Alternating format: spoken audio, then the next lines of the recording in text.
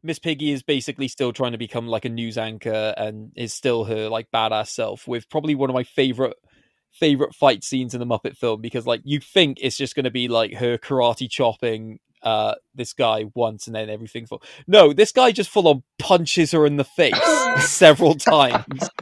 And she's there like, oh yeah, you think that's going to be enough? Just punches her over and over. I'm like, good God, that's Miss Piggy. What are you doing? Frankly, my dear, I don't give a damn. Are you not entertained? Wait!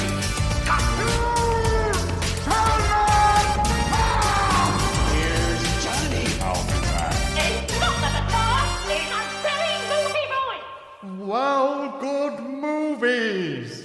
Yes, welcome to Well Good Movies Lockdown.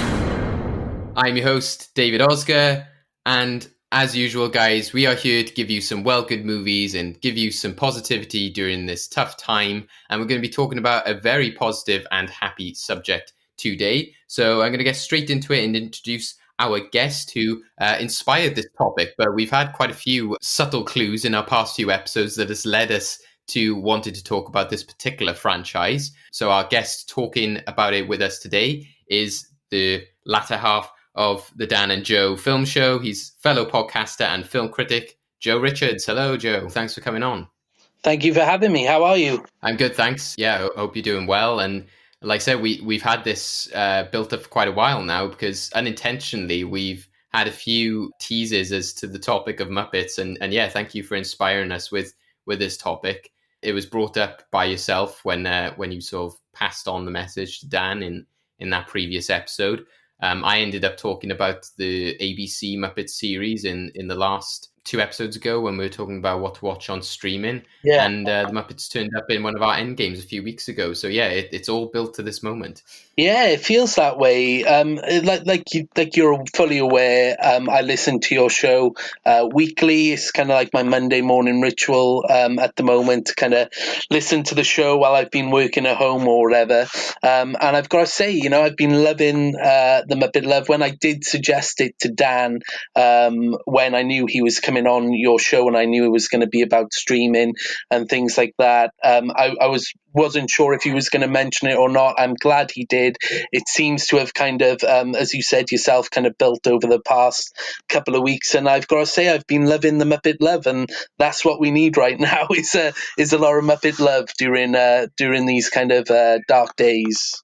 So what was the reason you went to it as a recommendation for when people are in lockdown? We're all kind of stuck indoors at the moment. When this initially kind of kicked off, we all are kind of living in that state, I guess, at the moment of uncertainty. Maybe we're a little bit scared, and we're unsure of kind of what's going to happen at the moment. And with everybody kind of stuck indoors, a lot of people kind of stuck within the same kind of 4 walls, day in, day out, not being able to see friends, family, things like that. The Muppets just struck me as an obvious choice to kind of be like a kind of beacon of light and hope while these kind of stressful times are going on. It's a franchise which is essentially about light and color and love and family and just being, it's just full of brightness. And it just struck me as an obvious choice to recommend people to go back and watch those movies. And also, obviously, Disney Plus kind of conveniently came out on, I think, the first day of lockdown. Keep your conspiracy theories to yourself. But it came out on the first day of lockdown. And what a better time to revisit those movies, because pretty much all of them, except a couple which were made by Sony, are there for streaming. So it just struck me as a really kind of good choice to get some kind of positivity into people's lives at the moment. Yeah, definitely. And like I said today, we're going to be each taking a different Muppet film, which kind of represents a different era of the Muppets through their vast, I think it's about 8 theatrically released films. And they've also had TV specials and TV shows as well, which we can sort of allude to. And yeah, talking about things you mentioned, our favorite musical numbers, favorite Muppets, favorite cameos. Those are all the elements which I think make them so famous and make people attached to them so much. But, me and Joe are not alone on talking about the Muppets today. We are joined by my usual co-host, Craig MacDonald. The past few weeks, he has been in a Vietnamese prison. He's been in Downing Street. And so my question this week is, where is Craig? I'm at home, where every responsible person should be at the moment. Just kidding. No, I'm actually in the Brazilian rainforest at the moment. I've taken to the trees. Okay, that's a very safe place to be. Yeah. I mean, animals can't get the coronavirus, so... Oh, well, there's been a few cats that have got it, so...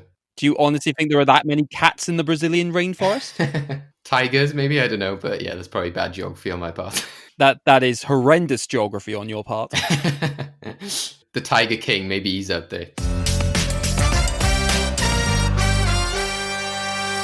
What we've been doing as well over the last few episodes, guys, is doing our highlight of the week. This is something that we've found entertaining, brought a smile to our face during lockdown. So we're going to continue that this week. And this week I wanted to highlight a very retro character that a lot of people have been talking about with their daily exercises at home. He's made a return to television. I don't know if you guys have seen this, Craig or Joe. It's Mr. Motivator is back on television. He was on one of the BBC programs. I think it was like their daily coronavirus update program.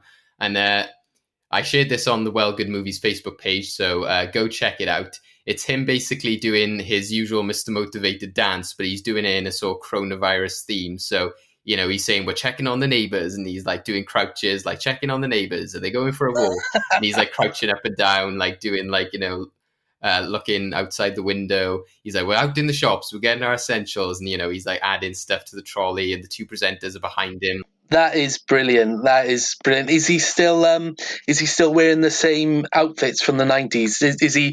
Is he managing to pull off that kind of lycra 90s outfit that he always used to wear, or has he kind of updated his wardrobe since then? It's kind of a mix of both, really. Yeah, he's kind of got the same lycra outfit, and one of the presenters does comment on like the great view he has from behind him as they're doing this dance. But yeah, it's kind of like a bit more of a modern lycra, so it's not like the pink and teal they would have had back in the 90s, but it's more of a understated, like, gold, but it's still of traditional Mr.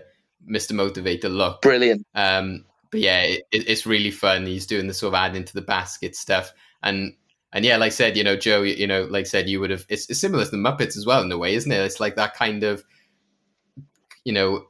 flashback to the 90s and colorful characters and that kind of stuff, like especially with Disney. I remember waking up watching GMTV and seeing this guy there dancing and just getting ready for school, like, what the hell is this? It's like we've gone back in time, since the lockdown we've gone back in time to the Muppets and Mr. Motivator being on television, and it's a good time I think to be alive right now, if that's the case. Definitely. Well, what I thought we would do today to get everyone ready and motivated for a podcast is our own version of a Mr. Motivator motivation sequence. So this is suited for a film podcast motivation. So rather than sort of doing physical exercises, we're going to be doing sort of vocal exercises and the kind of stuff that a film critic or a film commentator needs to get in the mindset for when they're about to do a film podcast. So are you guys ready for that? Yes, bring it on. Hopefully. Right, I'm going to give you instructions as we go along, okay? So you just need to listen to my instructions. Think of me as Mr. Motivator, and I'll tell you what to do. We need some music to get us in the mood, okay? Why do I feel like I'm about to be violated? Here's our motivational music. Yeah? Okay. You ready? Wow. Right, we're all getting ready now for film podcasting, guys. And a big part of film podcasting and talking on a microphone is obviously saying character names and saying quite extensive sentences. So we're going to go through a bit of a tongue twister to get us in the mood, okay? So I've just messaged into the chat. Craig, you're going to go first. Give us that tongue twister 3 times. Peter Parker here to pick up a passport, please. Peter Parker here to pick up a passport, please. Peter Parker here to pick up a passport, please. Yes. All right, Joe, your turn. Peter Parker here to pick up a passport, please. Peter Parker here to pick up a passport, please. Peter Parker here to pick up a passport, please. Yes, just like Tom Holland. Well done. Okay, guys. Right, we're going to keep going. We're going to have another tongue twister here, okay? So we're going to go back to Joe again. We're going to mix it up. And this one is from Harry Potter. Go, Joe. Behaving like a babbling, bumbling band of baboons. Behaving like a babbling, bumbling band of baboons. Behaving like a babbling, bumbling band of baboons. Just like Maggie. Right, Craig, over to you. Behaving like a babbling, bumbling band of baboons. Behaving like a babbling, bumbling band of baboons. Behaving like a babbling, bumbling band of baboons. Okay, now, Wow. right, now to Peter Parker and behaving like a bubbling band of baboons. Both Oh, come on. switch in between. Craig first, go. Peter Parker here to pick up a passport, please. Behaving like a babbling, bumbling band of baboons. Peter Parker here to pick up a passport, please. Behaving like a babbling, bumbling band of baboons. Yes, nice one, guys. Right, okay. Now, another big part of film podcasting. Nice to see you practicing, by the way, David. I'm Mr. Motivator, sorry. Peter Parker here to pick up a passport, please. Behaving like a babbling, bumbling band of baboons. Right. Now, a big part of film podcasting and reviewing in general is rating films, giving them our opinions and what we give them out of 5. So I'm going to shout out some films to you, and I want your 5-star review as quickly and as responsibly as you can, okay? So just first thing that comes to your mind, if you haven't seen this film, you still give it a review either way, okay? So it's out of 5. Craig, you first. Lord of the Rings. 5. Guardians of the Galaxy. 5. Mad Max Fury Road. 5. Coco. 4.5. Snowpiercer. 4.5. Contagion. 4. Zodiac. 4. Okay, all right, we're over to Joe now. You ready, Joe? I'm ready. Okay. Black Panther. 5. Us. 5. No Country for Old Men. 4. Ratatouille. 4. The Shawshank Redemption. 5. Black Swan. 4. The Favourite. 4. Never Really, Sometimes Always. 4. I've not seen that one. No, that's the only one on you I don't recognise. A Quiet Place. 5. And My Neighbor Totoro. 5. Yes, well done, guys. Give yourselves a round of applause. Well done. Woo! That was fun. I thought Giving I myself might... a round of applause and you the finger, David. What's that? I give myself a round of applause and you the finger.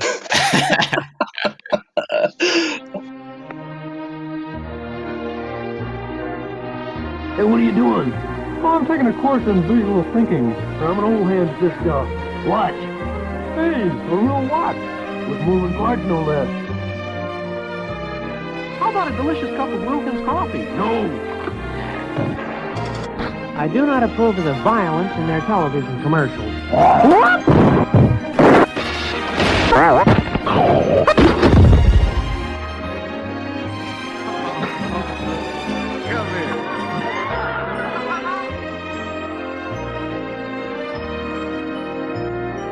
I leave a ring around Rosie.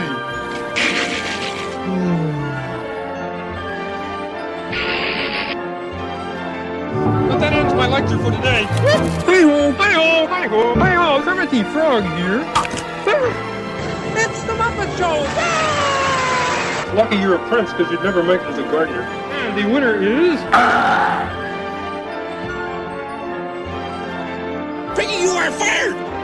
Good grief, the comedian's a man! You're dying.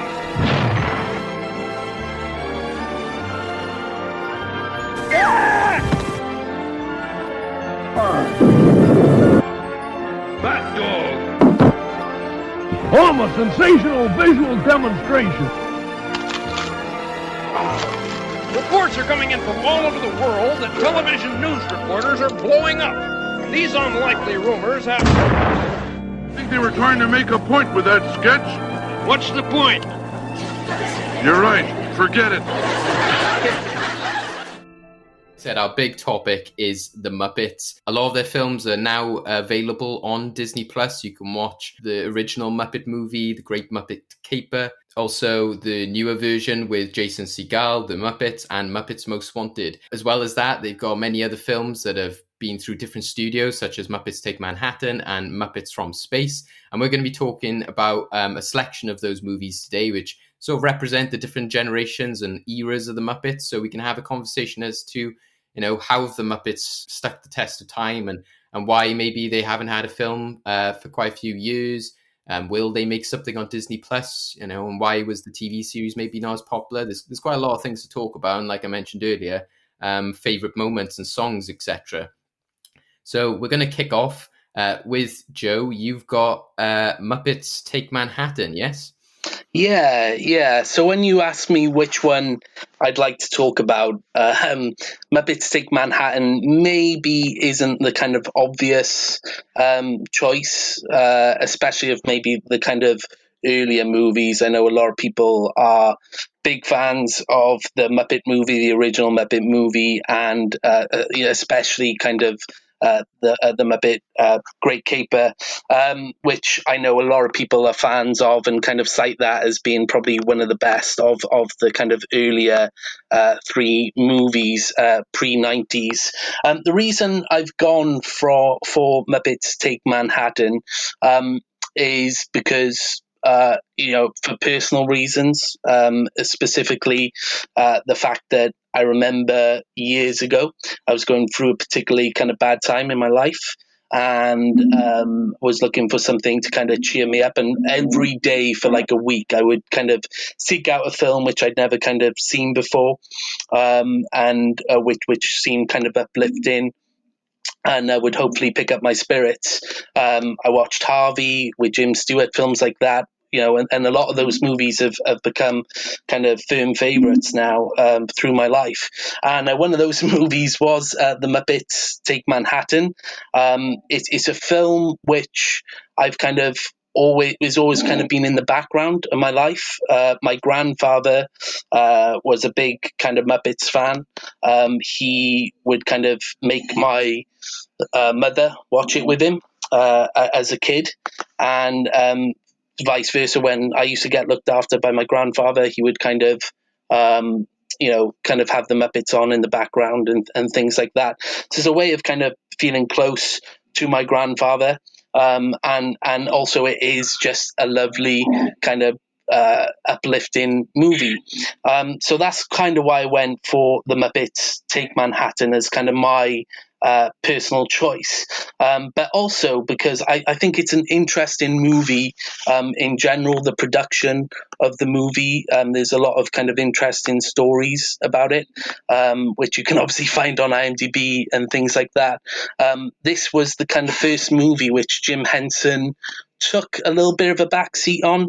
I think he'd finished Muppet Caper, and was finishing The Dark Crystal, as I understand it, and was just exhausted after making those two movies back to back. And if you've seen The Dark Crystal, which I'm sure you guys have, there's no surprise as to why you would probably be exhausted after making that movie.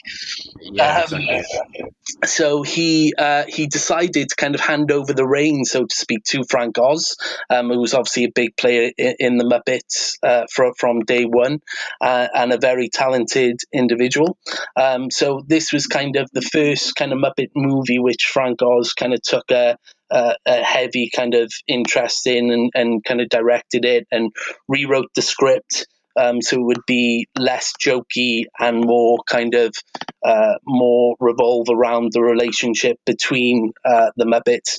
And I think that's one of the reasons I like this movie, maybe compared to something like the original Muppet movie or the Great Muppet Caper, because it's still got those set pieces which you love, which you've got to have in the Muppets, and it specifically kind of has those set pieces revolving around the Muppets kind of going off in different directions and bringing them back together again at the end, which I think is key to the Muppets, when you kind of send the characters on their own and bring them back together. And that's kind of a trope which kind of keeps appearing in the kind of later Muppet movies as well, specifically, the kind of recent kind of Muppets revival. So you've got those set pieces and they're great, but it's not as kind of silly kind of specific kind of like one-off kind of jokes all the way through. It's got a good story. I really love the story to it, and I really love specifically the kind of plot line with Miss Piggy, kind of kind of stalking Kermit through New York because she's jealous, and his relationship with Jenny. Yeah. I love that storyline, and I do think there are some movies where Miss Piggy kind of takes a back seat and maybe isn't in it as much. I find that she can sometimes, as a character, come in very late in the game. She comes in kind of late in the game in the original Muppet movie. I don't think we meet her until like 50 minutes in. Same with like Treasure Island, Muppet Treasure Island. But in this one, she gets a really good kind of plot line, stalking Kermit through the cities, through the Manhattan streets, which I love. And yeah, I just love the story of it. I love the themes of it, and I think it kind of actually does its best to craft a really kind of interesting, investable story for the Muppets, as opposed to kind of going, right, these are the jokes that we're going to have, these are the cameos that we're going to have. And really, for compared to like the Muppet movie, which has like Steve Martin and Richard Pryor, this the Muppets Take Manhattan doesn't really have a lot of kind of cameos, certainly not ones which kind of leap off the page. You have Joan Rivers, Liza Minnelli, which are kind of the big ones, but other ones I think people would maybe watch and kind of not really know who they are.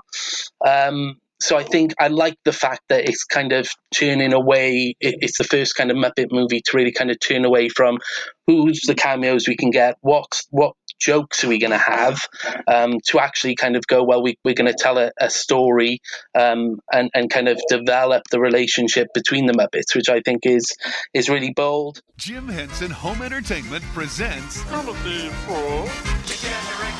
Jump on Board for Big Time Fun. What are we waiting for? Let's go to Broadway!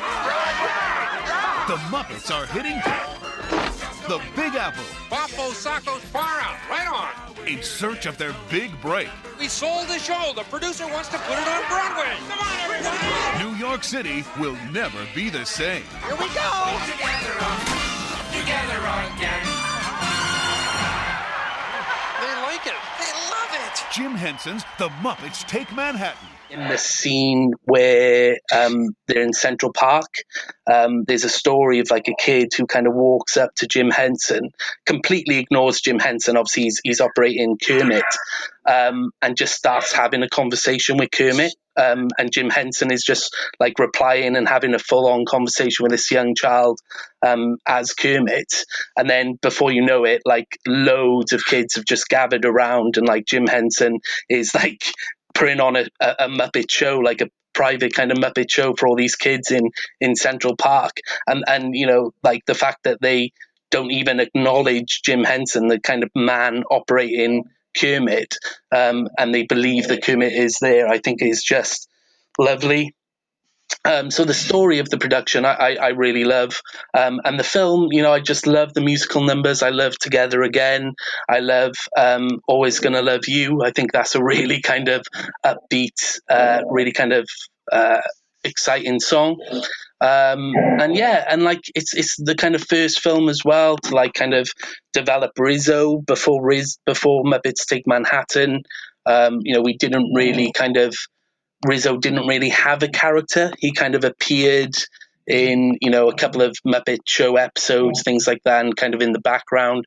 But Muppets Take Manhattan was like the first time where, Rizzo kind of had a personality, and obviously he went on to become a real kind of key player to the Muppet franchise. So I think that's really interesting as well.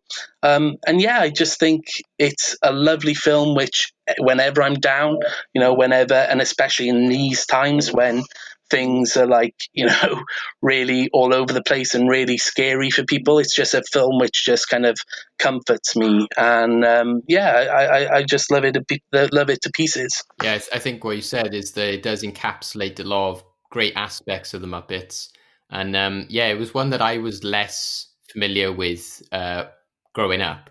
And I remember I had the same sort of experience as you. It was might be still a good 10 years ago or so, but I remember it was on at Christmas time, And I was like, oh, I haven't really seen that Muppet movie, or at least not since I was a kid. You sort of get mixed up sometimes between which was which when you were younger. So I recorded that one, and ironically, yeah, I was watching it with my granddad, who was sort of like had dementia at the time, and I thought, oh well, this might be, again, he didn't really have any affiliation to the Muppets or watched it like with your granddad, but I thought this might be something familiar that he can sort of like see and be like, oh, I know those characters or whatever. So I Yeah. remember watching that, like, one sort of like morning around the Christmas holidays, and yeah, he did sort of seem to, like, smile and laugh and stuff, and that is the magic of the Muppets, like you said, with that story about Jim Henson interacting with those families and those children. Is I was watching one of the scenes, I can't remember what sort of stood out to me, but I was thinking, this is just a piece of felt on a hand, and like, it's somehow the character, they just come to life, and like, even though the character doesn't even have blinking eyes, or like, I think it was when I was looking at Fozzie, like, and how he was just sort of like, sometimes when you look at a character when they're in the background, or when they're just stood next to another Muppet that isn't talking or flapping their mouth, I was looking at the other character, trying to look at them and be like, do I still believe that this is that character? And I was like, I do, because it's just something about it, because they put such subtlety into the way that they move their hands or tilt their head, that yeah, it just makes that character come to life, and you fully buy them as a fully breathing, character. It's amazing. Absolutely, and I think that's what I've always loved about the Muppets as well. And you sound like an insane person saying it, but I think you believe that Kermit exists. You believe that all these characters are real players in this madcap world, and I love the fact that the celebrities kind of treat it that way as well. You can tell that whoever they have on, like the kind of cameos and stuff that they have, it's never kind of like wink wink, this is silly. They kind of interact with the Muppets as if they are real, and that's why a part of their appeal, I think. Yeah, you can always tell it's not like a paycheck gig. It seems like the cameo is from a genuine Muppet fan. They're not just there because they're like, oh, kids will love this if I do it. It's like, no, I want to be there because I like the Muppets. Yeah, exactly. I think it's also a part in the original Muppet movie. You said about Miss Piggy sort of always has like a back seat or appears later in the film. That's what I found weird rewatching the original Muppet movie, is the fact that she literally goes, oh, my agent has just called me for like an advert that I'm doing. Bye. And just walks off. And then just comes back the immediate scene after on the road anyway. And I'm like, what happened? I was like, I found that really weird in that film. Yeah, exactly. And I think that's part of my issue with those first two movies. Like, I love them. Okay, they're great. Like I said, any Muppet movie I think has its good qualities and is guaranteed to make you smile. And you play Rainbow Connection and that kind of final sequence in the original Muppet movie. It's a beautiful, moving, uplifting kind of moment. But yeah, with Miss Piggy in that movie specifically, she does play take a backseat, and it's kind of like I said, it's happened in other films, through no fault of the writers, I guess, but like in Muppet Christmas Carol, Muppet Treasure Island, things like that, she does her character, but by the kind of source material, doesn't really have a lot to do. So I think it's nice when you because Miss Piggy and Kermit are kind of central to the Muppet franchise. I think that's why Muppets Take Manhattan specifically kind of stands out for me, because it is one which develops their relationship a bit more than just her kind of going, oh, I've got a call from an agent, and then just kind of, yeah, like I said, appearing randomly in the next scene. One of my favorite kind of Muppet sequences ever, because it's something so simple, but I don't know why. And this is the Muppet effect as well. They can take something so simple, and it went through the performances or whatever, they're just hysterical. So the scene where Kermit gets amnesia, and he ends up walking into a marketing office with like frogs called Jill, Bill, and Gil. It just makes me laugh every time. I'm like, oh, hello, Bill. I'm Gil, and this is Jill. And something so simple but hilarious. And I hadn't realised that is what obviously not the amnesia, I hope, but Jim Henson had a brief stint in marketing after kind of failing to kind of get, the Muppets and things off of the ground after leaving university. And then after that brief stint in marketing is when obviously he started to kind of develop the Muppets, and the Muppet Show kind of came into fruition. So I like that fact as well, that it is probably the most personal to Jim Henson's kind of personal story as well. Yeah, and I think also like at the end of, you were saying about the original movie, and like the lyrics you get from the songs which are in Muppets Take Manhattan, like Together Again is a big one for a lot of people. But I think the song at the end of the original one like really sort of sticks with people, where like Kermit says, "Life's like a movie, write your own ending, keep believing, keep pretending. We done just what we set out to do," which is a great message. And I think that literally just sounds like it's coming directly from Henson himself. Yeah, definitely, and I think that is a big part of it as well. Is Henson and his big heart, and his ideas, and quite progressive ideas, really, from for the kind of late 70s, early 80s in America, about kind of free love, and everybody kind of being the same, and not judging people, and acceptance, for like late 70s, kind of early 80s. That's a big deal in America, definitely. The last two elements, Joe. What is your favorite cameo from that film, and your favorite Muppet in that film? So my favorite cameo in Muppets Take Manhattan has got to be the Joan Rivers one, and I think the reason I like that, again, it kind of revolves around Miss Piggy, and there's a lot of Miss Piggy love coming my way on this show.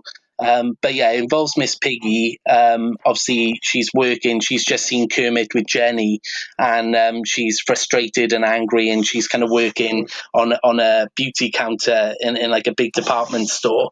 And Joan Rivers is her colleague, and Joan Rivers starts kind of making up Miss Piggy to look pretty and putting rouge on her cheeks and things like that. And it's a funny sequence anyway. But again, like the background of that whole scene is that Frank Oz was obviously who voices Miss Piggy anyway, and directing it. It just wasn't working at the beginning. There was something not quite right. Him and Joan Rivers just weren't gelling. I'm not exactly sure, but you read like up on the behind the scenes, and that moment just wasn't working at all.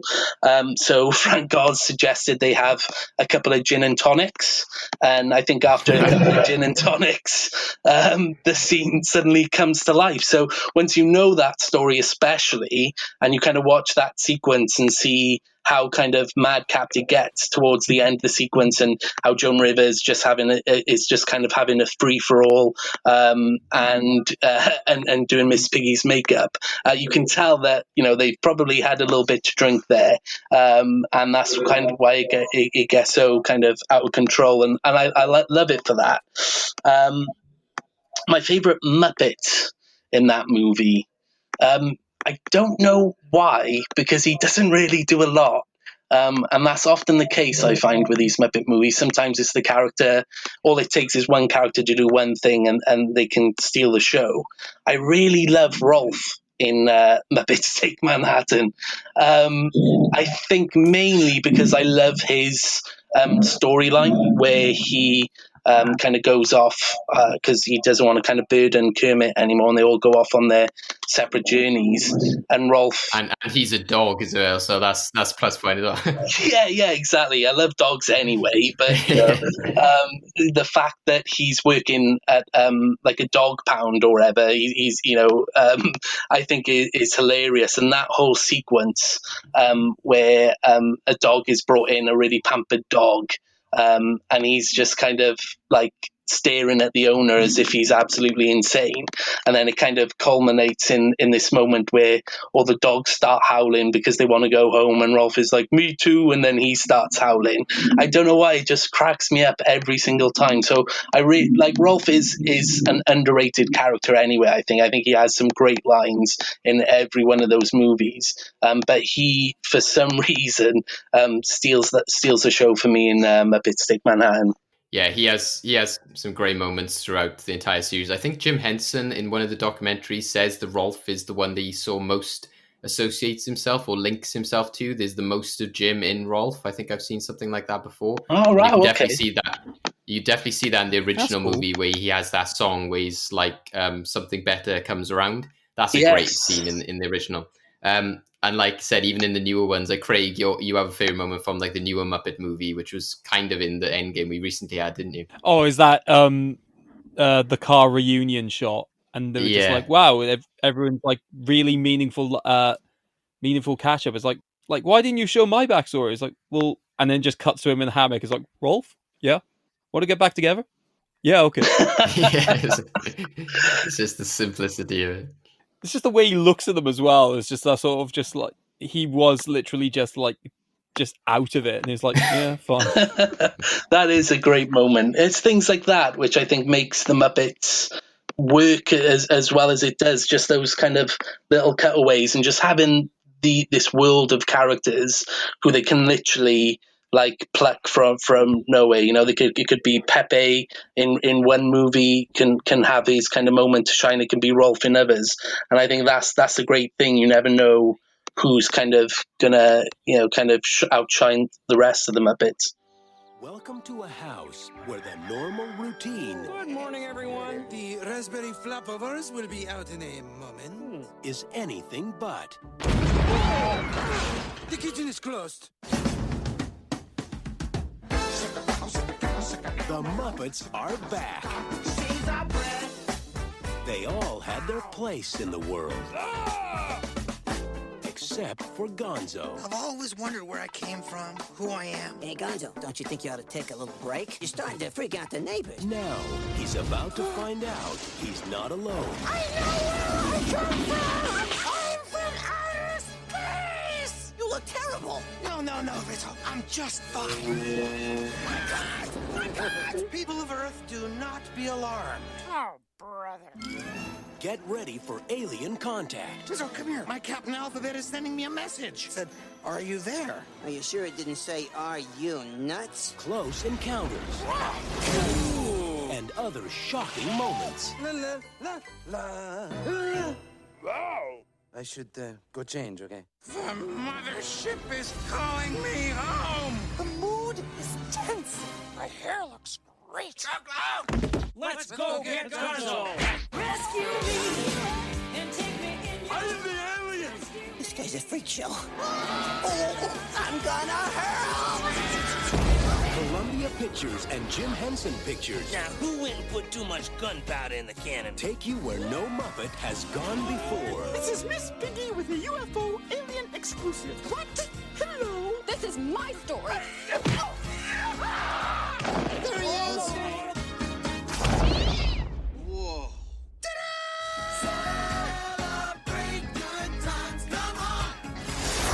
Muppets from space. No nostrils. How do you smell? Awful. Trust me, I'm his roommate.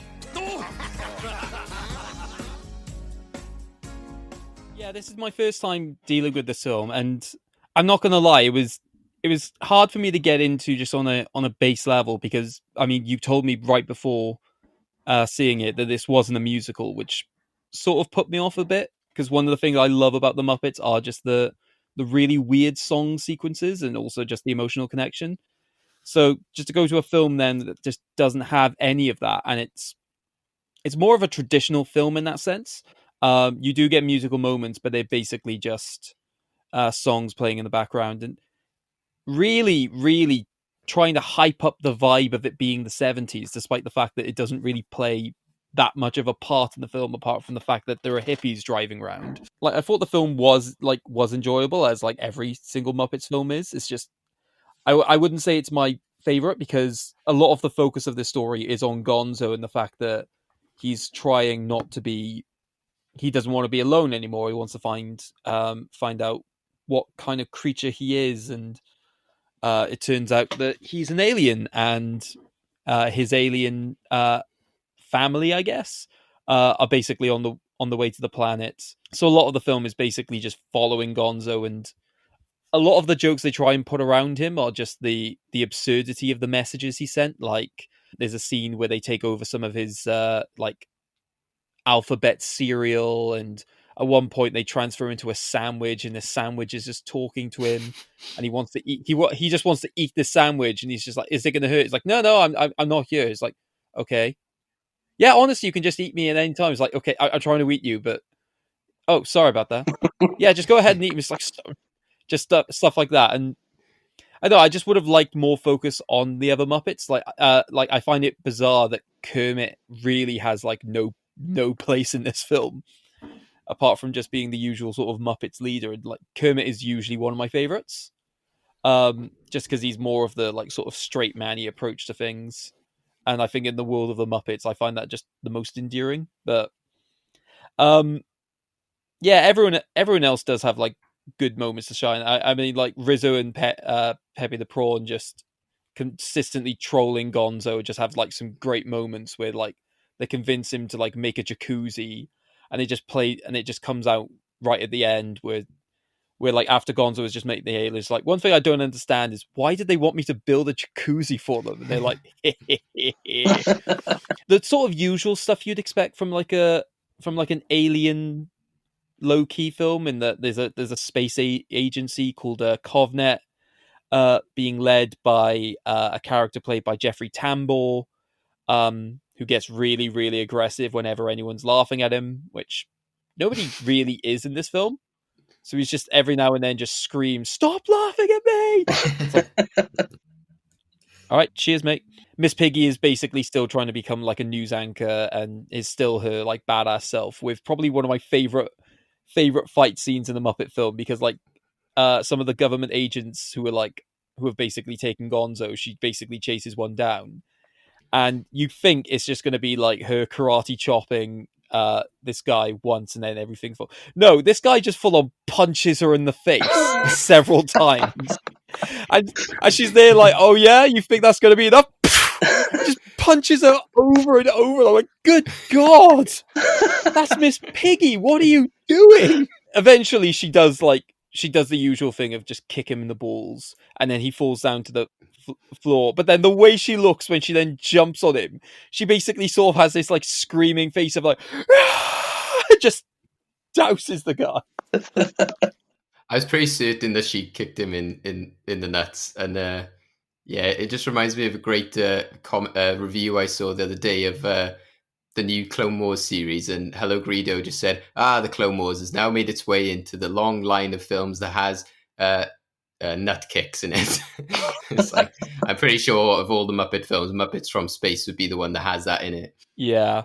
Also, I'm just surprised that they just don't do more with the aliens. I mean, like they get to the point where the aliens do arrive, and they spend like a long time introducing this spaceship and just seeing it fly down, and it's really well done. And then like the aliens sort of pop out, play Celebrations, which is like the only live musical number of the film. So if I had to choose a favorite song from the film, it's that by default, because it's the only one performed. The rest just make it feel like I'm watching Scooby-Doo, because one of the songs is in Scooby-Doo. And then they basically say, all right, Gonzo, we're going home. And he's like, and he says the sort of, you know what, this is my home. Okay. And then they basically just go again. I'm like, no. It's kind of just Like they shoot Gonzo from a cannon, which is fun, but they just don't do much more than that. They're kind of trying to pay tribute to sort of like the E.T. Third Encounters, in terms of like, the spaceship arrives at the end to come and take the person kind of thing. But yeah, like I said, it's weird in a Muppet movie that then leads to them not having much. I just think there are more creative ways you can sort of go about it. I think that in paying homage, they basically do it in a really stereotypical, safe way, and I think that's just the one thing I never usually associate the Muppets with, is just being safe. And I think that's what this film felt like to me. Yeah, I think you're right there, Craig, because I think, the Muppets are insane and anything can happen in a Muppet movie. So to have like this picture of like, we're literally going to do a Muppet movie based around space, I think there are so many different avenues they could have gone down, like you said, as opposed to something which is completely safe and, just like an Earth setting, like set it in space, just have the Muppets in space. Yeah. So when David sent me the title of the film I was going to be looking at today, he accidentally sent me the wrong title, and I basically pointed out that changes the film drastically because he said, "Oh, you're going to be watching Muppets in space," and I was like, "Yeah, that sounds great." But then when I looked it up and it's Muppets from space, I was like, "Oh, Yeah, I think I get oh, mixed up with Power Rangers in space. that's a TV show." I don't know. I just would have liked to have had like songs in it. I find because this is the only this is the only film without like original songs in, right? Am I right? Yeah, I think so. Yeah, yeah. From what? Yeah, like Yeah, all the actual official theatrically released ones. Yeah. yeah. And it's just like, oh, what? Okay, fine, I guess. It very Um, much sticks to that trope of like the 90s or early 2000s films of having, Spy Kids and, all this kind of like, the safe sort of like fun family film with, references and fight scenes. And it's very much of that generation, I feel. And that's why it comes across as more safe. And like you said, without things like musical numbers, which needed other Disney films and stuff to maybe make the stride until they could feel more comfortable to do it. yeah, because like they also have like a segment where they have to use like sort of spy-ish like gadgets, but even then they just use in a very traditional sense. Like Miss Piggy is given like brain control spray, and she just uses it to be like, "God, let us pass." It's like, okay, and weather girl, news anchor, I'm taking your job. Okay, and like invisible spray. In fairness, they do have a good joke with the invisible spray, where like Fozzie starts washing his hands after going to the bathroom, and everyone's like, "Fozzie, you didn't wash your hands, did you?" He's like, "My mom said after always going to the bathroom, you wash your hands." It's like, not when you're wearing invisible spray, you're not. Like, no exceptions, my mom said. He's just there, like you could just see his hands flying around, and the security guard is like, "Stop! Put your hands up." I guess. Isn't that the same scene where that woman is like in love with Animal? I was intrigued by your thoughts or reactions to that. She's like really like lusting over Animal. Like, oh, is it Animal? Yeah, that's Kathy Griffin, by the way. Oh, okay. Yeah, so like it's hard to watch. It is hard to watch now because literally Animal's just running after her, just screaming like "woman, woman, woman." That's a regular thing with Animal, I noticed, because in Muppets Take Manhattan, he has that exact same moment where he's chasing a receptionist, just yelling "woman." And I was a little bit uncomfortable watching that myself yesterday. And then they come back, and it turns out that like they had a thing, and he's basically leaving her. And she's like, "You can't leave me like this." He's like, "Miko now." It's just like, ugh. I don't know what's worse, if it's just him chasing or if it just turns out that like it worked. I'm just like, Animal, why? The Muppet that always stands out to me in that film and the sort of scenes is the scientist and the rat stuff where he's just like, I'm going to be doing a brain scan and all this, and he's like, you sort of never see that scientist ever again. And yeah, like obviously the rats have like a breakout sort of moment and everything. See, for me, the more impactful scientist was actually, because I'm assuming you're talking about the Muppet scientist, right? Yeah. For me, it was actually the human scientist who was just treating the rats like a prison. And he's like, right, we're going to put you through the maze. No one escapes from the maze. And like just doing those experiments with Rizzo. And it's just like, right, so you give me cheese or rat poison? Let me see. Cheese, rat poison, cheese, rat poison. Obviously, I'm going to go for the cheese. Just hits by a boxing glove on a stick. Later in the film, it's just like, right, you've given me cheese and rat poison again, but I assume you want me to go for the cheese. But obviously, I'm going to go for the rat poison this time because you wouldn't actually give me rat poison this time.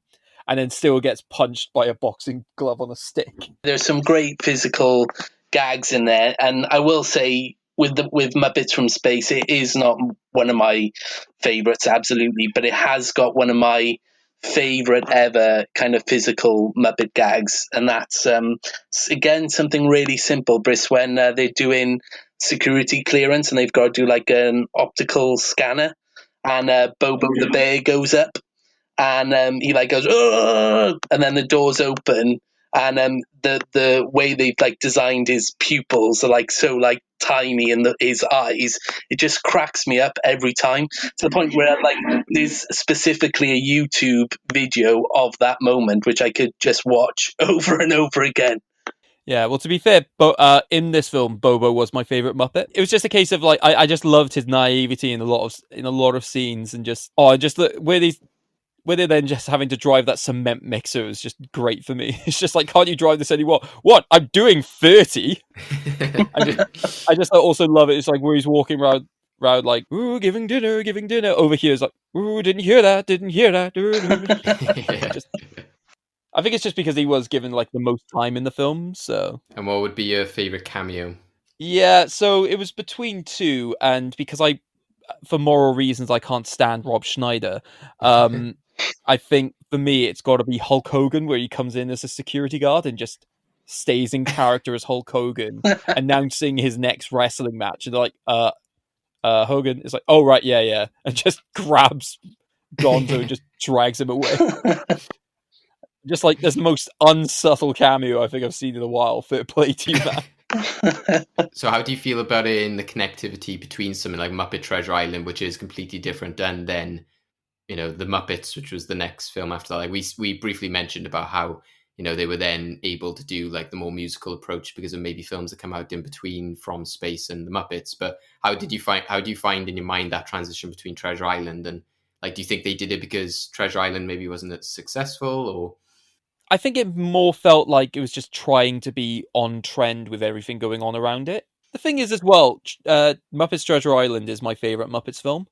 Because I think even though they are like remaking, like, you know, a quite famous story, they put so much creativity into so many of the jokes that to go from that to From Space just felt like a massive letdown for me. I think with Muppet Treasure Island, I mean, it is such an accomplished film in general. Really, I think take away the Yeah. Muppets, and it's still a great movie. I actually watched it last night for the first time in ages, and I'd forgotten that Hans Zimmer did the soundtrack for it.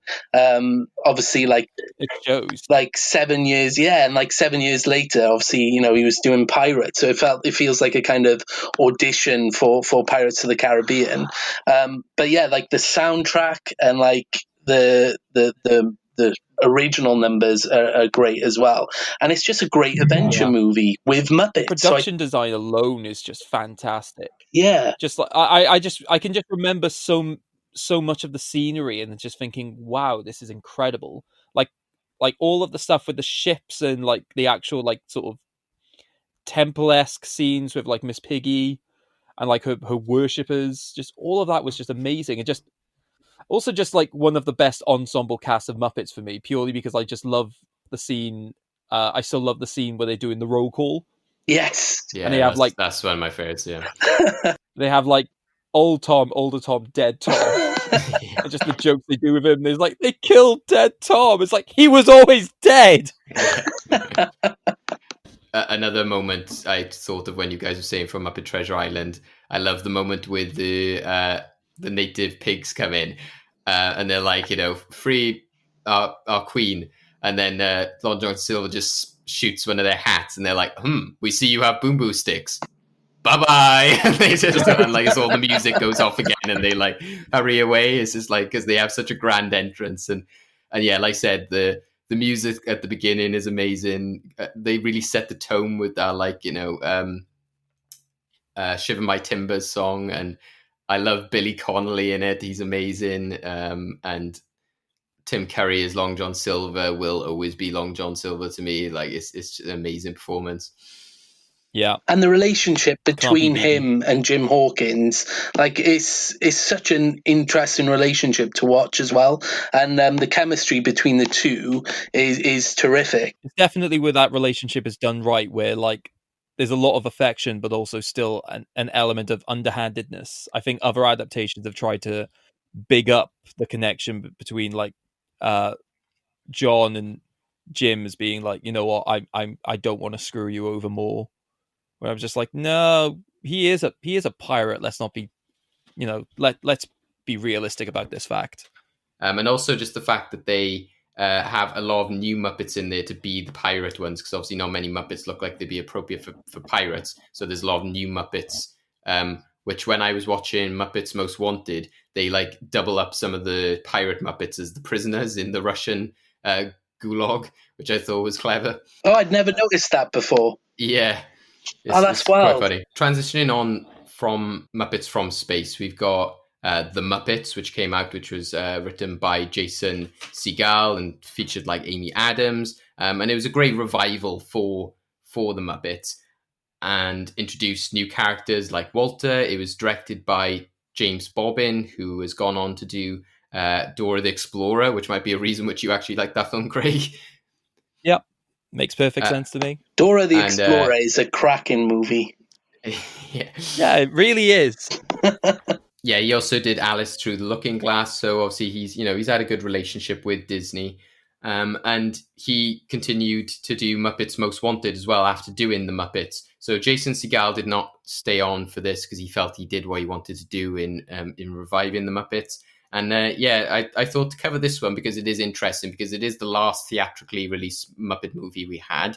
And, at this stage, it might be the last one we have for a very long time, especially with streaming services as popular as they are now. They might feel that the Muppets are more, well placed on something like Disney Plus. And this movie did take less money than the Muppets did. But I think it's still an interesting one to look at because it goes into the same aspects the Great Muppet Caper, Muppets Take Manhattan has of, we need to now do a sequel to this big story. How do we go about it? So it still has the elements of like genre bending and paying tribute to certain types of film genres, specifically here being the kind of Pink Panther crime type films. And yeah, I feel that like this one is overlooked in the sense of some of the songs and some of the great character moments in it. I don't think it's as funny as the original Muppet movie or The Muppets, which Jason Segel did. But it definitely has some great moments in it, which I forgot about them, which really do bring a smile to my face. And I think the unfortunate thing for this film is that you got actors like Tina Fey, Ricky Gervais, Ty Burrell. They've all proved themselves to be very good comedians, but they very much do succeed on television, and they haven't really made much of a film career for themselves as much as they tried. They're still mainly doing TV work. So I think that's what sort of brought this film down, is that it kind of made itself a bit more like a TV film. Interestingly, originally, Christoph Waltz was meant to play the detective character that Ty Burrell plays. But a scheduling conflict came up. But I think that would have been really interesting if he did play that role, because he does have a cameo still in the film. But I think that would have elevated the film, and the storyline that they go with of like Sam the Eagle and the detective like forming this bond and being really upset when they have to separate. I feel that Ty Burrell couldn't carry that as well as like it would have with Christoph Waltz. Because Tyrell just seems like a nice guy, whereas Christoph Waltz, it would be more funny to have that sort of like, oh, we're gonna have to split up now kind of thing. And but I still think Tyrell does bring another element to it that maybe Christoph Waltz couldn't. I think it is like a great Muppet movie. It sticks in line with a lot of the things we've seen in the past. I think it's one of my favorite soundtracks for the actual musical numbers. So as I still find that Christmas Carol and Treasure Island is still some of my all-time favorites. But I think compared to the Muppets, this actually has a better soundtrack. We're doing a sequel, I'm Number One, The Big House, I'll Get You What You Want, the interrogation song, Something So Right, and Together Again is played at the end. So it's a good mix of paying tribute to like previous films, but also playing up that comic humor of like, they realize they're in a film. We're doing a sequel, very much sings about the tropes of sequels. It's a bit of a bummer to like start the film on that. I can understand some people's criticism that you're starting with a song that says the sequel's never quite as good. So I understand some people's criticism that that's maybe not the best way to open the film. But I think as well, the fact that they have, for me, part of the issue with the introduction of the film as well is they have two people who are basically meant to be Amy Adams and Jason Segel, and they're just not. Yeah. And it's just like, what a way to big up this film if the two original actors wouldn't come back for like a 30-second cameo. Yeah, it's just the back of some like badly cast extras. Yeah. The world's greatest criminal has stolen the greatest treasures, escaped the greatest prisons, and he bears a strong resemblance to someone you know. It's not easy being mean. It's Constantine, the world's most dangerous frog. Check this out. Ah! Oh, look, it's Kermit. Ah! Ah! Well, what did you do with Kermit? There must be some mistake. I'm Kermit the Frog. I'm not Constantine. You're going to be here a while. Hi-ho, Kermit the Frog here. Kermit the Frog here. I am Kermit, and now you guys have all the freedom you want. What? When do I do the indoor running of the bulls? I can't watch. Dominic, international tour manager. Dominic, bad guy? Badgie. It's French. My name will go down in history as greatest thief of all time. You mean our names, right? Of course. My name first, then spacebar, spacebar, spacebar, your name. Hit it, boys. This spring. Do you guys think that Kermit's been acting a little weird lately? Yeah, that's ridiculous. He's never been more caring or devoted to me. Yeah, that's what we're saying. Ricky Gervais, Ty Burrell, and Tina Fey. This is my car. It is illegal now for its massive size. Plus, so many Hollywood stars, it'll leave you wanting more. Yeah, no more. Waka waka. There's only one guy in this world who can save us. Only one frog who can restore order. Let's get out of here. Bring justice and set things right. You are talking about Kermit, right? CIA. Interpol. This is my travel badge. Here's my real badge. You must have been looking at the wrong badge. You were saying? Muppets Most Wanted. Sigma! I am not Constantine. Lights out! Turn them back on. I can't see anything. You'll have to wait till I'm like out of the hallway. Everybody's feeling alright. But yeah, the music is done by Brett McKenzie, who has worked on Flight of the Conchords with James Bobbin before. So I think that makes a lot of sense. And I think by here, maybe he has a lot more creative freedom. The film seems like it's centered around the musical numbers rather than in the previous film where the musical numbers are just thrown in. Like, I think I'm Having a Me Party is like one of the worst Muppet songs they've ever had with Amy Adams, just because it's just so stupid and unnecessary.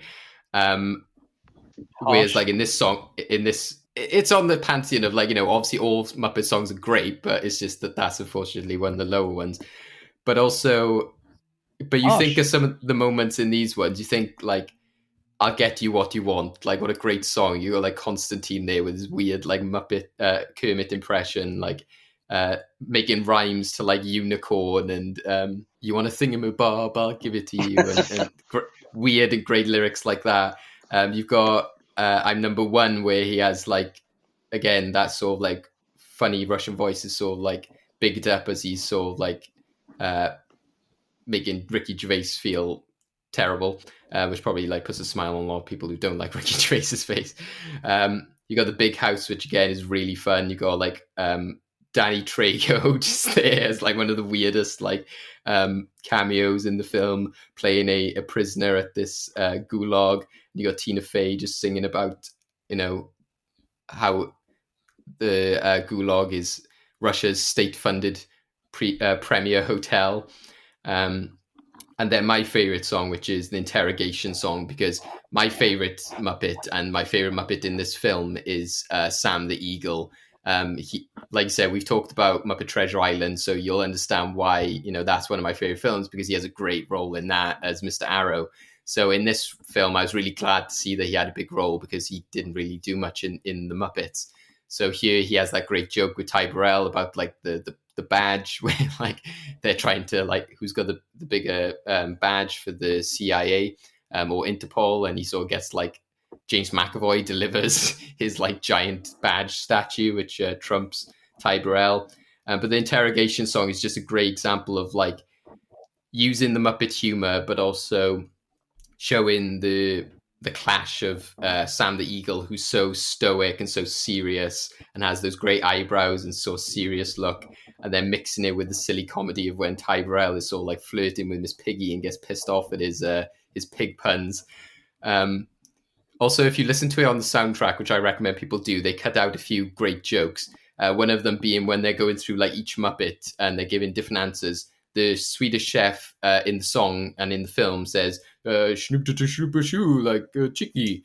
But that's all that's in the film. But in the soundtrack, they then go, can we get a translator to translate this? And then it's just a guy like just comes in like, all he's saying is "shnoop to shnoop to snoo." It's not Swedish.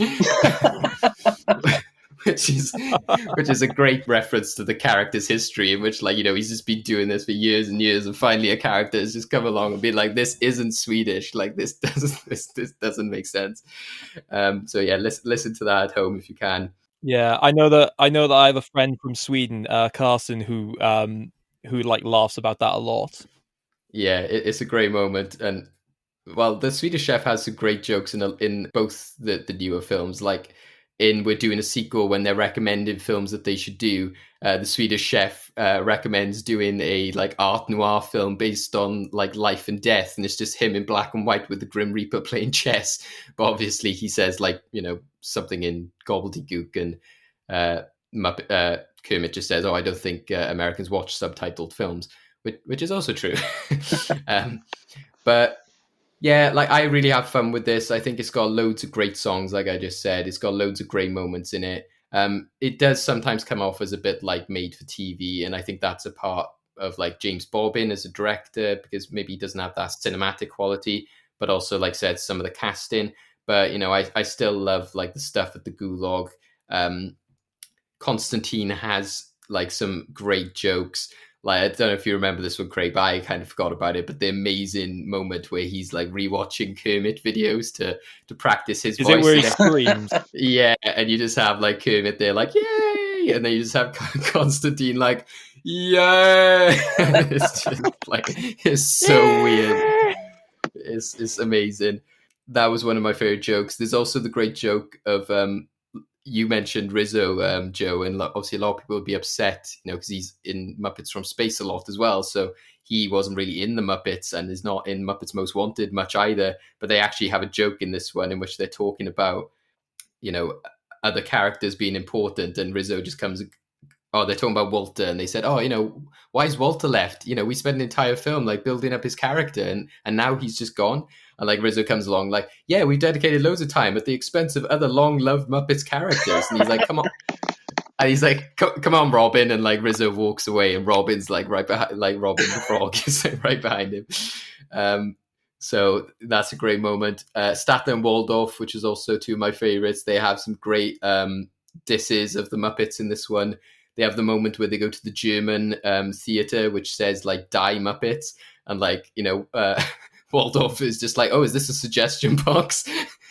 And then they have the great moment where I think Miss Piggy's doing like her Macarena song, and Statler's just like, "Bravo, bravo, yes, well done." And Waldorf just says like, "What are you doing? This is awful." He's like, "Exactly. I don't think they could ever get worse than they have, but they have." So, bravo, well done. And they're like both of them are just like, "Yay, well done, bravo," which just perfectly represents those two characters. So yeah, there's loads of like fun moments in this film. There's the fact that they are doing a world tour, but it leads to some great like Muppet Show stuff, in the fact that because they're in Spain, they do a Spanish version of the Muppet theme. And if you listen to, again, the soundtrack, they've got the German version of the Muppet theme, which they don't do in the film because Constantine passes out before they can do the theme. But that's just an enjoyment on its own, just having like the German language, which is quite often affiliated with sounding quite sinister and quite, serious. It's such a happy theme song. And lastly, like I said, I would just say like how many cameos are in this film. Like, I don't know about you guys, whether you felt that you've seen cameos all the time or not, but I felt this is the one which has the most cameos of what I had seen. Like, there literally is just somebody in every scene. Really strange cameos as well, like cameos which, like you said about James McAvoy earlier on, just delivering like that large badge. I think he has 2 lines and goes. It's really strange cameos in this one. I suppose they got a knack for having quick cameos, but yeah, it's just the fact that there's quite a lot of like, big actors and stuff. So you got Christoph Waltz, you got Selma Hayek, you got James McAvoy, you got Lady Gaga, you got Dranny Trejo, who plays a bit more of a bigger role in it. Toby Jones, Kenzie Crook, you got P. Diddy, you You got Hugh Bonneville's. So my favorite cameo. This is the runner-up to the favorite cameo, but I think this is the one that is my favorite. I forgot completely about, and it is a joke that I love, and I do love this actor. But the runner-up is Celine Dion. She has a great moment in which she comes up for the "Something So Right" song, because they brilliantly set it up early in the film by having Piggy saying she's going to do a Celine Dion cover set of songs. So then to actually have her like pop up and sing is kind of like, you know, when Deadpool had like the Celine Dion song at the beginning of Deadpool 2, it's kind of like the Muppets got there first, I feel, like in terms of showing Celine Dion as being a good sport for humor.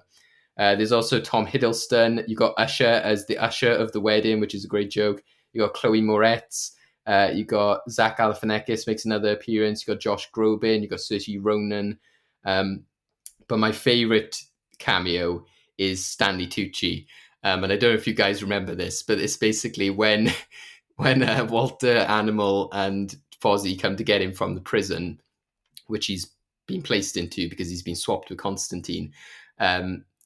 They're like, you need to go back, Kermit. And he's like, you know what? You're right. And then he just walks away towards the fence, and then just a line of gunfire goes in front of him. And he's like, oh, crap, I forgot I was in prison. And then he just turns around, and because everyone in this prison is quite friendly and gets along, he's like, oh, sorry about that, Terry. And then it's just Stanley Tucci just there in like a full like Russian soldier getup, and he's just like really happy, like, it's fine, Kermit. I have to do what I have to do.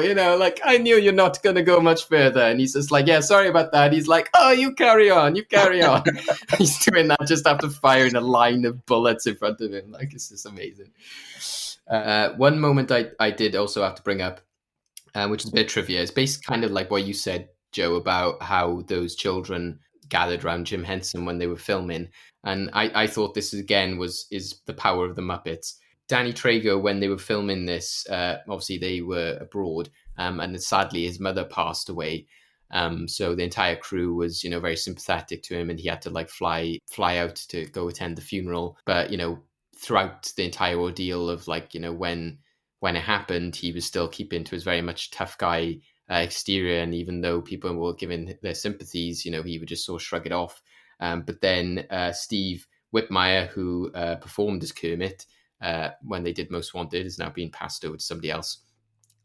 He gave his condolences as Kermit with the Kermit puppet to Danny Trejo, and it made Danny Trejo break down in tears to have the character say sorry for your loss, and which I think is like just an amazing moment. Just one, he made Danny Trejo cry, and two, like I said, like it's the power of like Kermit being able to be there in emotional moments as well as happy moments. That is magic. Incredibly impactful. Yeah, pure magic, that is. Like I said, guys, we've gone through like the era of the Muppets, and I think, like I said, the movie vault has never felt more perfectly placed now for what we feel after going through all these movies. What should go into there? What are your guys' initial thoughts? I think if Muppets Christmas Carol is already in there, then I think Muppet Treasure Island would, out of the kind of 90s era, I'd probably say if Muppet Christmas Carol's already in there and it was a choice between Treasure Island or Muppets from Space, I'd probably be more inclined to go down the Treasure Island route as opposed to From Space. No, if we didn't put in Treasure Island but did put in From Space, I'm just quitting this call now because I can't talk to you guys.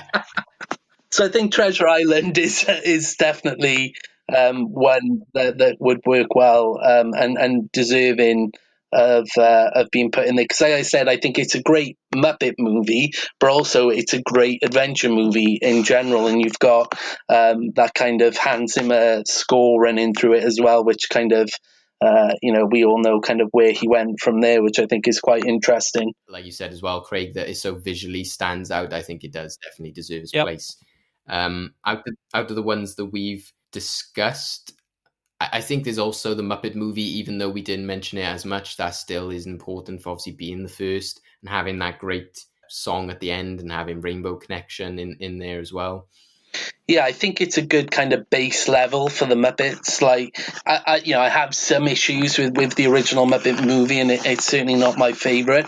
But if we're looking at it in the the perspective of, one day, somebody opens this vault and kind of finds all these movies, I think the Muppet movie is obviously a great kind of base level of getting to know the characters and the themes and what the Muppet world is all about, especially like you said, David, in that kind of final song, in that final moment where the rainbow breaks through the ceiling. I think it is a good kind of starting point for anybody who's never kind of seen the Muppets before.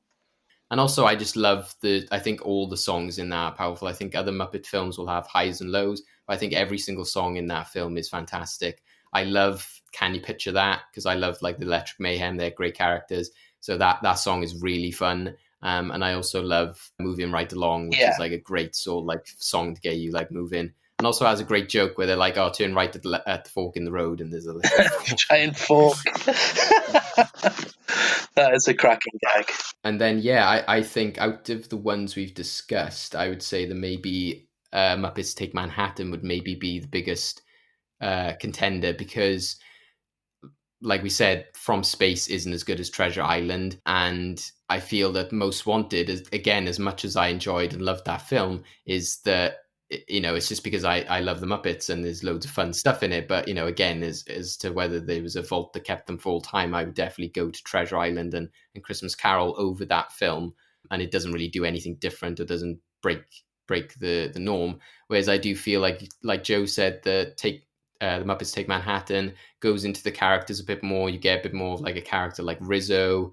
You have the great songs, and that is the film where they get married, I think, isn't it? Yeah. That's a great moment as well. The fact that basically Miss Piggy, manufactures a situation, creates a situation where she tricks Kermit to get married.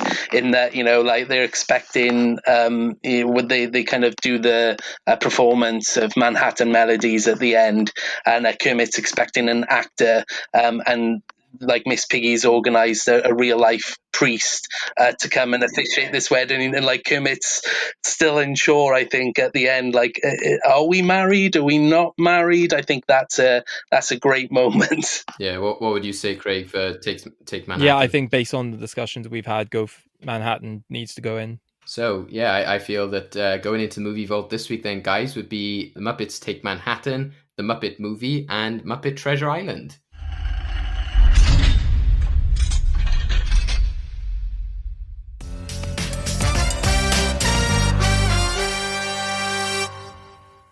For this week's Endgame, I think obviously we've got to look more at the songs of the Muppets, because I think I've been listening to a lot more of them to escape the sort of boredom and frustration of being at home. And I don't want to think about being trapped at home at the moment. I don't want to think about the coronavirus. I don't want to think about anything like that. So I designed this Endgame with that in mind. So this Endgame is called Cabin Fever. I mean Muppet Musical Mayhem. Perfect. Basically, I've gotten a variety of clips from various songs. And what I want you guys to do is basically fastest person first. What's the name of the song? Which of the films is it in? One thing I'll point out about these clips is that if either of you, well, obviously David has because he was in it, have listened to the musicals episode, which had a Endgame like this, you'll know that I have an affinity for altering the clips in some way. Right, okay, yes, I am aware. Oh, dear. Yeah. What I will say is the sad... Oh, let's hear that again. That's going to be my buzzer, by the way. Let's hear it again. Cool. David, what is your buzzer? So, yeah. Sadly, there is nothing as nightmarish as the Let It Go version that I created. Okay, so like I said, you get a point for both the movie and the name of the song. Are we ready for number one? Yes. Yes. There'll be spectacle, there'll be fantasy, there'll be daring do and stuff like you would never see. Hey, a movie! Yeah, we're gonna be a movie! Starring everybody and me. David. I'm just going to say The Grey Muppet Caper because I don't recognize it, and that's the only one I haven't seen recently. Yeah, I would say the same thing. I was going to say the same thing, but I don't know what the title would be. No, I don't know what the song is. Okay, No. so So I'll say that in terms of the film, David, you are. Is it like a movie or something like that? It's Hey a Movie. Oh, okay. Okay, so are we ready for clip number 2? Yes.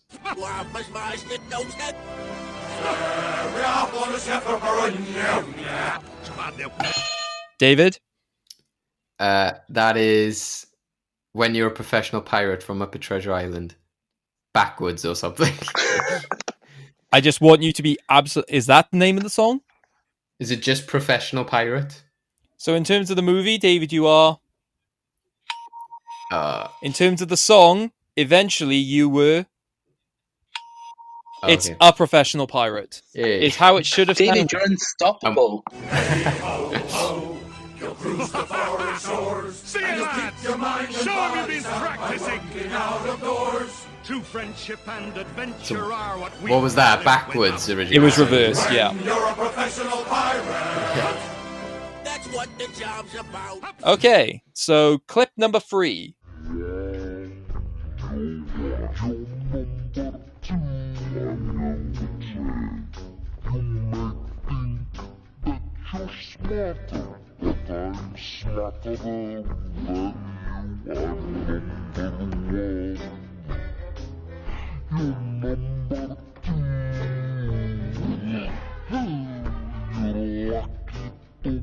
Come on, guys, you know this.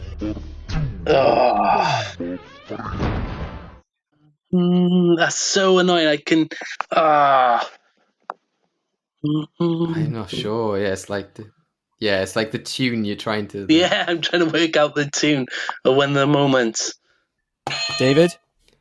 Do you want to guess as to the song? Just the film is from Muppets Christmas Carol. Yeah, I was going to say maybe Muppets Most Wanted. It is from Muppets Most Wanted. This is what the song is. Ready? Oh, wow. I'm number 2. You may think that you're smarter, but I'm smarter than you. See, I thought it was like an older film. Like it was like a character, sounded like a West, like a country character. No, that was I'm number 1 slowed down to like 40%. Are we ready for the next clip? Yes.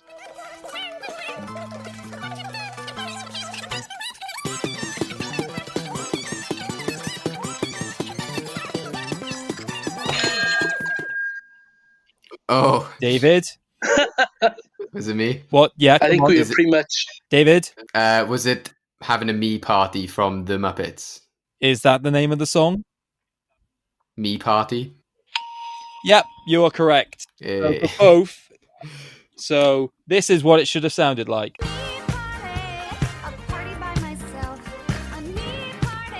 This is a banger, David. How can you hate it? Just as well I brought it up because I was like, I have to get this because I brought it up. Okay, so I didn't hate it. Like I said, I just said that on the spectrum of Muppet songs is just not the best. You said it was pointless and stupid. For the film.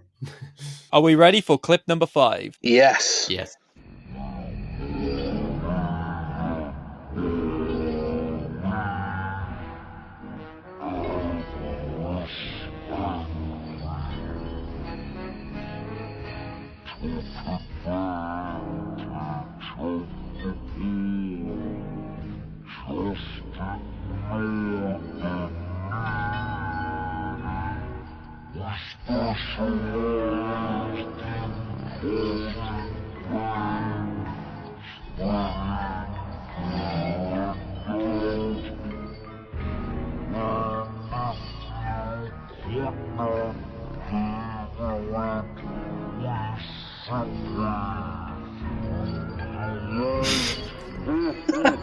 This is horrific. Yeah. No ideas? It sounded like "Trust in Me" or something. It sounded like you're saying "Trust in me." All right, I'll give you a small hint. Um, Try and think about what you could hear in the background. David. Is this "Shiver My Timbers" from Muppet Treasure Island? Oh, I think I know which one it is then. There was 2 guesses. Any out of the ideas, sounds. Joe? No idea. I want to say it's Muppet Treasure Island. I want to say it's Muppet Treasure Island for sure. But in terms of the song... But given both of David's guesses were wrong... Oh, right, okay.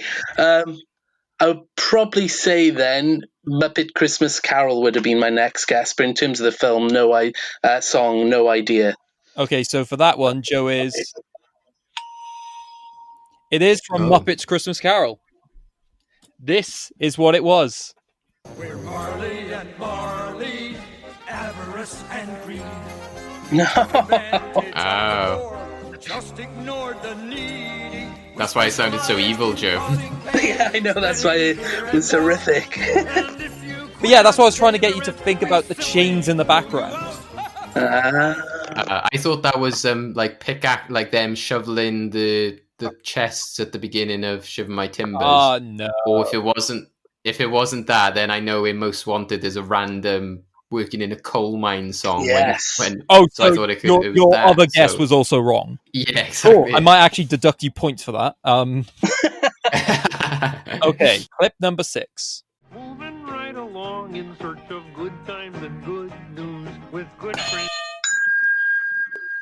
That was David. That is Moving Right Along from the Muppet movie. Indeed it was. One of my favorites. Cool. Yes, belter.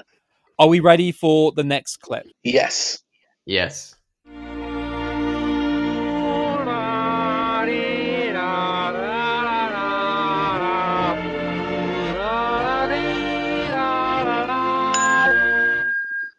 Joe? Rainbow Connection. So songs Rainbow Connection and the Muppet movie. Are we counting like numerous like films there appears in, or just the first film? The film that you think I got this clip from. Oh, right, okay. So I'd probably say that's from the Muppets then, so the most recent version. But it's definitely Rainbow Connection. So in terms of the song, you are... In terms of the version, you are... Oh, okay. It was the original. Ah. It was the original. So is that the same? That's the same. That's it backwards. Eh? Yes, that was reversed. That version, that just sounds like Kermit's just gone off, like, you know, when like they do a drum solo, it's just him at the end being like la la la la. Yeah. Right, number 8.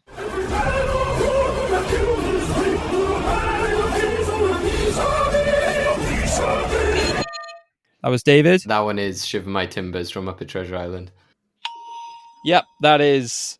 And that was my attempt at the weird pitch changer for this episode. Uno waka, something not right. All right, clip number 9.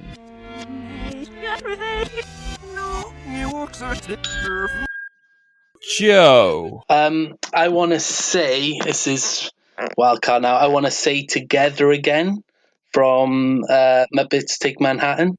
Oh. Yes, you are correct. And this is how it should sound. Together again. Gee, it's good to be together again. It's hard not to bob your head to listen. It really is. That's exactly what I'm doing right now, Dave. Yeah. It's just going. See, it's that motivation I give you guys earlier has helped in dance along to Muppets now. Okay, so we've got 2 clips left, and I'll just give you an update on the scores. So Joe has 5, David has 9. Ooh. With 2 clips left, that means either the game ends in David's victory or a tiebreak. Okay. Ooh.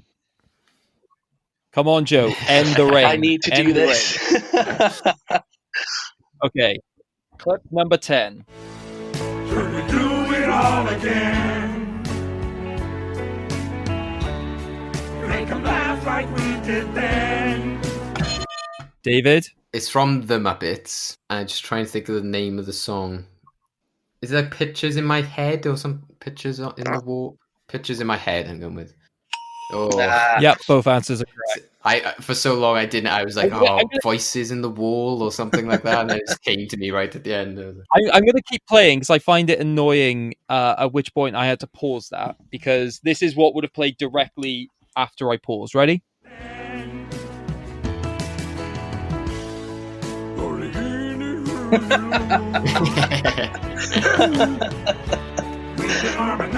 That would be a great alternate version. Just have a song which is completely Swedish Chef, and we have to guess why he's singing. Yes. If I could have found those, I would have done it. Okay, ready for the next clip? Yeah. And this is the last clip of the game.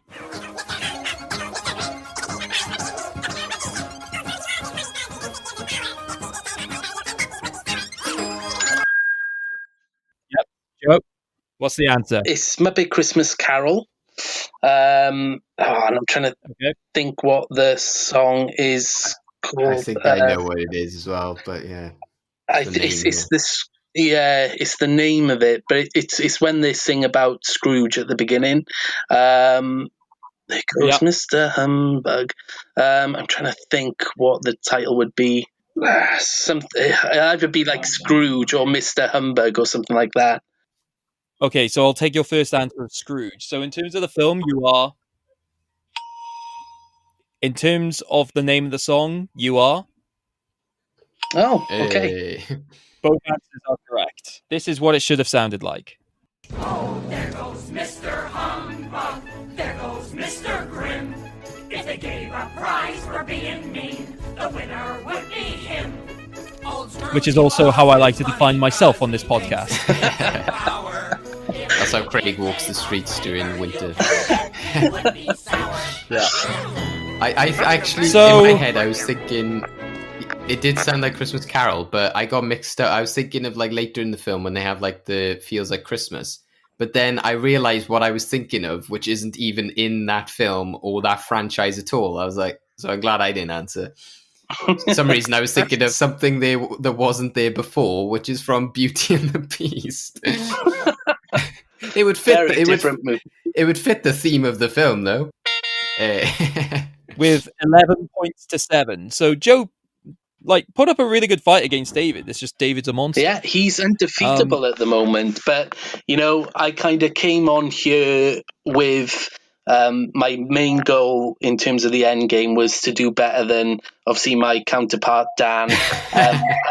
And I've got to say, I think I did far better than he did. So I'm happy with that. I'm going to leave with my head held high based on that. You're held head high. Yes, exactly.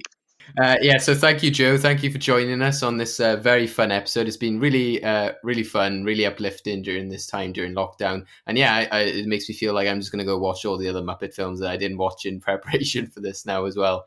Yeah, absolutely. Thank you guys for having me. It's, Muppets is very close to my heart anyway, so it's great to be able to chat to you guys about it. Where can we find yourself and also you and Dan for your podcast? Yes, so me and Dan obviously do the Dan and Joe film show. So we're on all kind of social medias. We're on Facebook under the Dan and Joe film show. We're on Instagram at DJ Film Show, and that's the same handle for Twitter as well. And if you're short of time and you can't be bothered to listen to our podcast, we've also got a YouTube channel now where we put up a lot of our kind of reviews and interviews and things like that as well. So if you search for the Dan and Joe Film Show on YouTube, you can subscribe and kind of just get the kind of cream of the crop in terms of reviews and things like that on there as well. Thank you, Joe, for coming on. Like I said, it's a pleasure as usual. Hopefully we'll have yourself back on soon, and also you and Dan after this is all over, hopefully when we're able to physically see people again. That would be great, because then I could beat him in person on the end game. That's the spirit. So everyone at home, like I said, please do check out as many Muppet films as you can. Check them out on YouTube. They even do little short content on there these days. There's loads of fun ways you can experience the Muppets.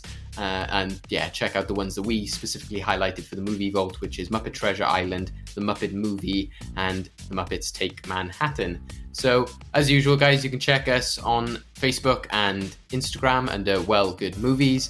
You can follow us on iTunes, Spotify, everywhere that you can listen to podcasts as Well Good Movies. Please do rate us, review us, follow us on there. Any support is much appreciated, and we do really value it at this time. You can also check out our sister website, which is Fresh Take Hub, and you can catch Well Good Movies on there as well, which is freshtakehub.com/wellgoodmovies. Anything else from yourself, Craig? Just stay safe and yay!